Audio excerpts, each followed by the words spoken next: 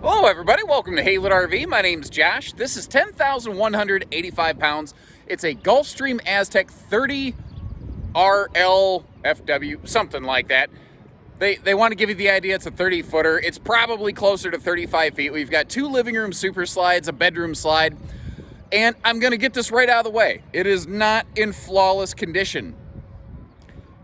I don't know if it's quite to the point that I want to call it a handyman special. I think it is a little bit borderline. I think you could talk me into calling that. If you called it a handyman special, I don't think I'd really argue with you. It is what I'm going to certainly call a smoker special. Somebody owned this, enjoyed cigarettes on a regular basis. I would like to get things like that right out of the way for you. And the other thing I'm going to do here is I'm going to start this video by showing you all of the things that are not correct about the RV, all the potential defects, all the points of concern, so we can get those out of the way. We conduct ourselves with decency and integrity here at Haylet RV, and if these things mean that you don't like this RV, no sweat. At least hit the like button on the video, just as a reflection of like saying, hey, thank you, Haylets, or leave us a little comment on that. If you haven't done so, hit the subscribe button so that you can see the other things that we have, and obviously we conduct ourselves with decency. And after we've looked at all these things, if you're saying, well, for the right money, I might still be interested, finish watching the video, check over on our website to see if we have it, what we're asking for it, then give us a call, and let's see what we can work out. Let's get started.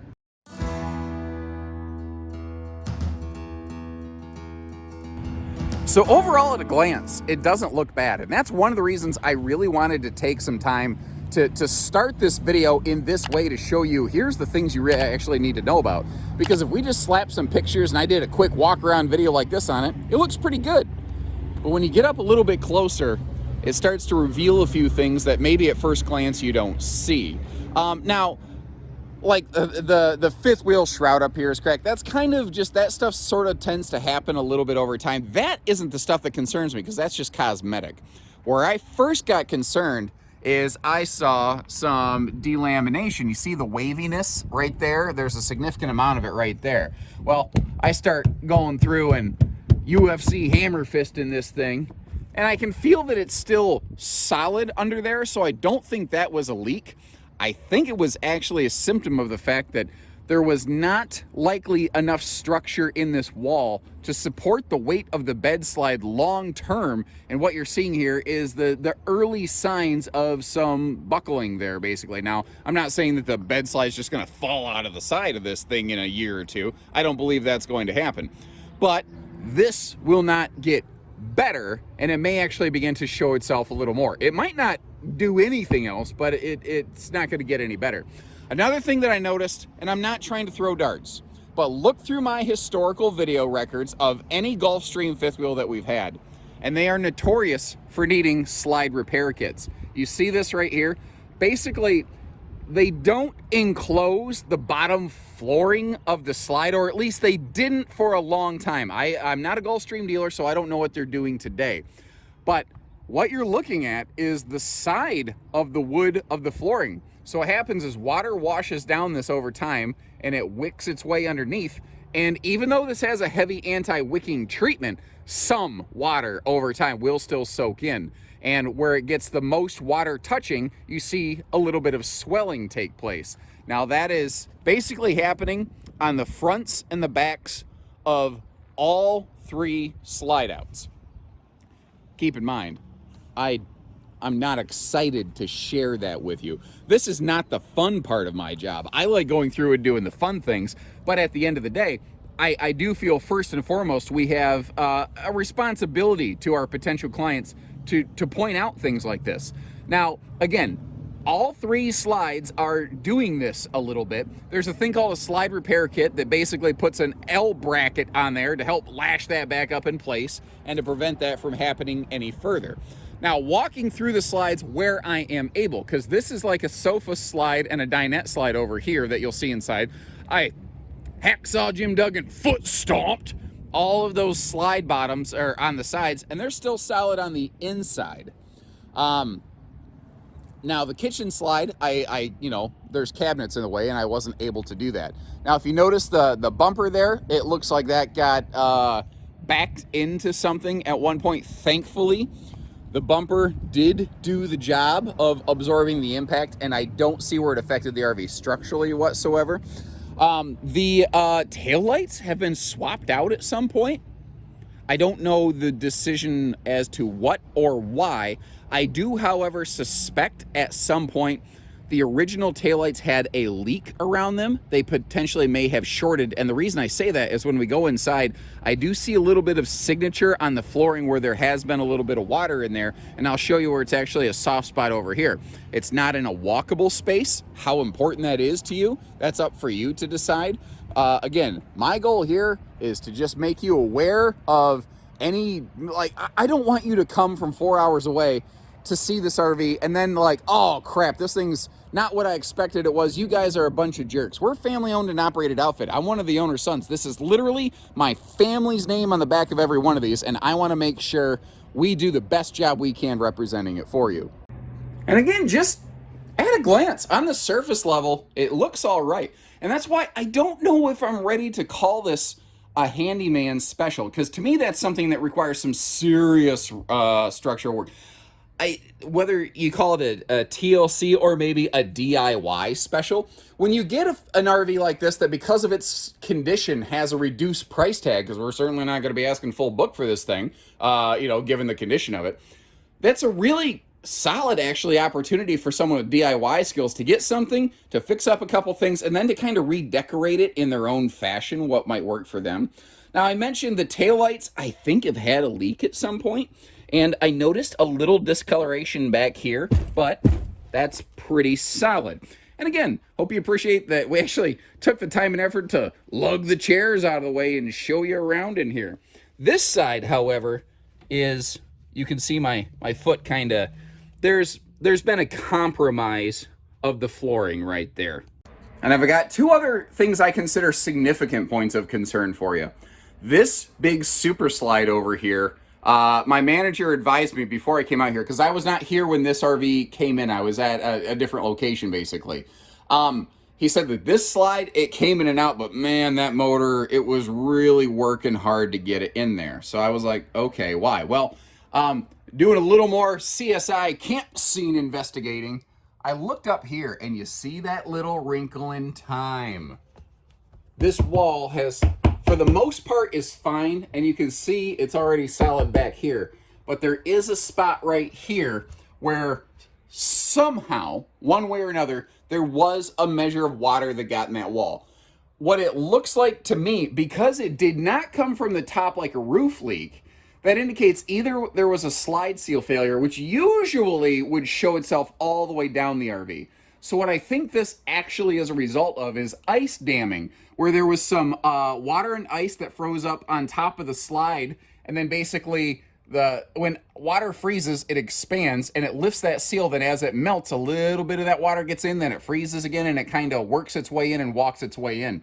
It is very localized, but I think it may have thrown that slide out of square just enough that the slide still works, but it really has to work. Now, beyond that, I haven't located anything I would consider a major physical defect or point of concern. However, one other thing I have detected is the old smell-o-vision test over here. Somebody was a cigarette smoker inside of this thing. Now, I grew up in a family of smokers, so it's one of those things that even though I have a very weak sense of smell now in my adult life, I'm still very sensitive to that. It doesn't choke me up or anything, but like I pick it up in a heartbeat and I go, ooh, this smells like a 1980s bowling alley. You know what I mean? You remember that smell. That's, some people are going to go, no. For that reason alone. Again, what I'm trying to do here, let's get the disqualifiers out of the way. If there's something in here that's going to make you go, no, dude, no way. Let's get that out of the way now. You can spend your time, everybody's time, more effectively. That's the kind of respect that we want to have for our customers and our viewers here at Haylett RV. Now, another question people naturally have when there's an RV that comes in that needs work like this, people will be very quick to say, I can't believe you'd even sell it in that kind of condition. What kind of place are you? We're the kind of place that doesn't make decisions for our customers. We're the kind of place that lets you decide what is most important to you and what is not. there are a lot of people out there who are looking for something specifically in a lower price point, understanding that they need to do a little bit of work to it, but they have the knowledge or know-how or the willingness and the drive or whatever to tackle those things to get themselves an RV that will work for several years, that maybe, while not perfect, will be perfectly functional for them. Now, at the time of this filming, we have not taken the RV through the shop and done a full, what we call BVI basic vehicle inspection. If additional defects are found, I will list those things in the video description. If there's something that we decide we're going to go through, we can do a quick fix on for you. I will also indicate that in the video description. So this video is almost like a snapshot Polaroid record of right now. It's not necessarily, here's the end of the story on this one. But if you're still potentially with us, let's take a look, because the thing is, this is a big triple slide fifth wheel that visibly does not look terrible. And I think somebody could do some reasonable dollar patches to it to give it several more years of pretty solid service before they got to start having any major worries on it. So let's get jumped in here. So overall, it's a pretty classic layout, a very solid layout. The floor plan itself makes a lot of sense. It was a very effective design that was out there for a number of years. When fifth wheels started to really keep creeping up bigger and bigger, you'd have a living room slide. Then they started making some with a kitchen slide like this, but they still had the rear recliners. Like, it was sort of a transitional phase in the RV industry. And this layout specifically was very popular for a very long time. Now, I've tried to hit on the big, major concerning items. There's going to be, it's a pre-owned RV. It's a used RV, guys. Pre-owned is the fancy talk way of doing it. I picked that up from the new car dealers. We have new inventory. We have pre-owned, not used, But there's some surface level stuff in that. Like, there's slip covers on these rear recliners. Again, trying to just be as transparent as possible. I did peel one of those off, and then it revealed just about what I expected. One of the things, I love the RV industry. I love this industry. I love camping. I love the community. I really do. There's certainly things like, any person in your life with whom you have a relationship, there's things that you like about them, but there's also a few things that maybe kind of grind your gears a little bit. That pleather stuff that they use on RV furniture, and this is not just Gulf Stream, this is everybody. They all do it. I really am not a fan of that stuff because it doesn't hold up extremely well long term. I get that RVs are made for more casual use, but it does feel like that stuff breaks down a little bit more quickly than I would really like to see. If that ain't fair, I don't know what is, guys. The entertainment here, now it's rear recliners, but that TV is free floating. There's a swing arm bracket mounted back there. That's just on a pedestal base itself right now, so the TV can actually pivot around a little bit. But if you notice, it kind of has a little bit of a desk arrangement going on. I kind of wonder if you took those cabinet doors out of the bottom, again, being a DIY special, this could be something I could see somebody converting into like a shorter term, like 2 or 3 year sort of mobile work camping office kind of thing, There's some merit, there's some value to that. Somebody who doesn't want to go all in on a brand new luxury fifth wheel middle bunk with an office just to see if this is going to be the thing for them. This RV right here could be a decent way to kind of get your toes dipped into the pond. Cracking that open and taking a look at some storage, I'm actually overall impressed with it. I was also very happy to see things like the refrigerator, the microwave, the oven. They're not all gooped and gummed up. Like, I don't think this RV was abused.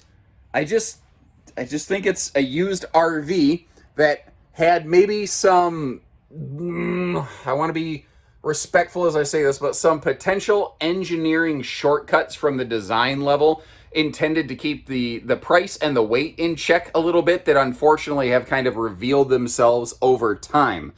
Now, whether that's appropriate or not, I guess that's up for debate. Again, I'm not trying to throw darts at anybody. I'm trying to just give a potential customer a very fair view of what we might be looking at. Now, that is an airbed style hide-a-bed.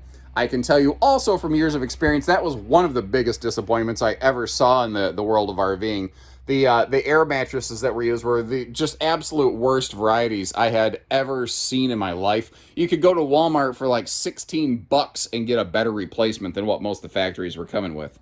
I do believe, is that a, yes it is, a little central vacuum hookup, which I don't think I've really gotten into it so far. what is the Gulf Stream Aztec? What was this thing?